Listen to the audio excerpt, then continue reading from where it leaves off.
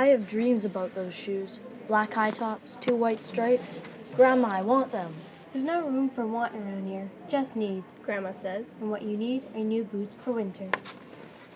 Brendan T comes to school in those shoes. He says he's the fastest runner now, not me. I was always the fastest before those shoes came along. Nate comes to school in those shoes. Antonio and I count how many times Nate goes to the bathroom. 7 times in one day, just so he can walk up and down the hall real slow. Next, Alan, Jacoby, and Terrence each get a pair. Then one day in the middle of kickball, one of my shoes comes apart. Looks like you could use a new pair, Jeremy, Mr. Alfrey, the guidance counselor, says. He brings out a box of shoes and other stuff he has for the kids who need things. He helps me find the only shoes that are my size. Velcro, like the ones my little cousin Marshall wears. They have an animal on them from a cartoon I don't think any kid has ever watched. When I come back to the classroom, Alan Jacoby takes one look at Mr. Alfrey's shoes and laughs. And so do Terrence, Brandon T, and everyone else. The only kid not laughing is Antonio Parker.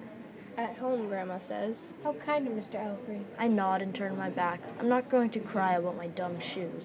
But when I'm writing my spelling words later, every word looks like the word shoes. And my grip is so tight on my pencil, I think it might bust.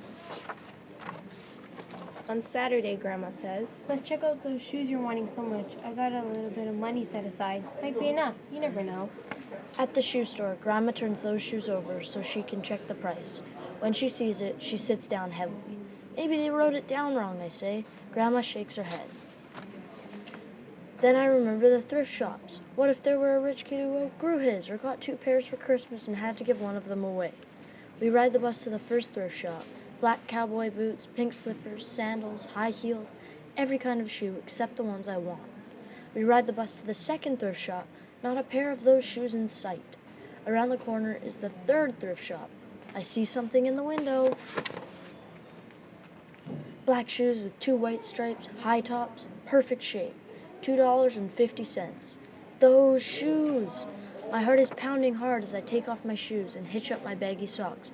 How exciting, Grandma says. What size are they? I shove my foot into the first shoe, curling my toes to get my heel in. I don't know, but I think they fit. Grandma kneels on the floor and feels for my toes at the end of the shoe.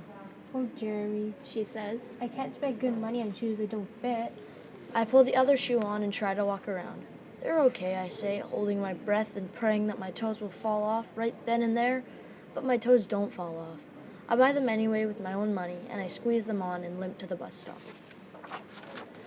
At home, a few days later, Grandma puts a new pair of snow boots in my closet and doesn't say a word about my 2 big feet shuffling around in my 2 small shoes.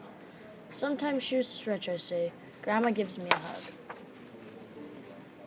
I check every day, but those shoes don't stretch.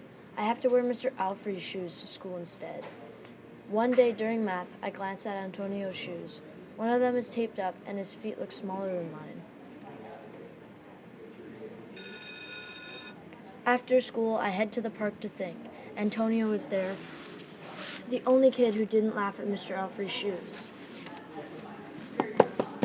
We shoot baskets. A loose piece of tape on Antonio's shoes smacks the ground every time he jumps. I think, I'm not going to do it. We leap off the swings. I'm not going to do it. We race from one end of the playground to the other. I'm not going to do it. I say, Do what? Antonia says, breathing hard. Grandma calls me for supper and invites Antonio over too. After supper, he spies my shoes. How come you don't wear them? Antonio asks. I shrug. My hands are sweaty. I can feel him wishing those shoes were his. That night, I am awake for a long time, thinking about Antonio. When morning comes, I try on my shoes one last time. Before I can change my mind, the shoes are in my coat. Snow is beginning to fall as I run across the street to Antonio's apartment. I put the shoes in front of his door, push the doorbell, and run. At school, Antonio is smiling big in his brand new shoes. I feel happy when I look at his face and mad when I look at Mr. Alfred's shoes. But later, when it's time for recess, something happens. Everywhere there is snow. Leave your shoes in the hall and change into your boots, the teacher announces. Leave your shoes in the hall. It's then I remember what I have in my backpack. New boots. New black boots that no kid has ever worn before. Standing in line to go to recess, Antonio leans forward, and says, Thanks. I smile and give him a nudge. Let's race.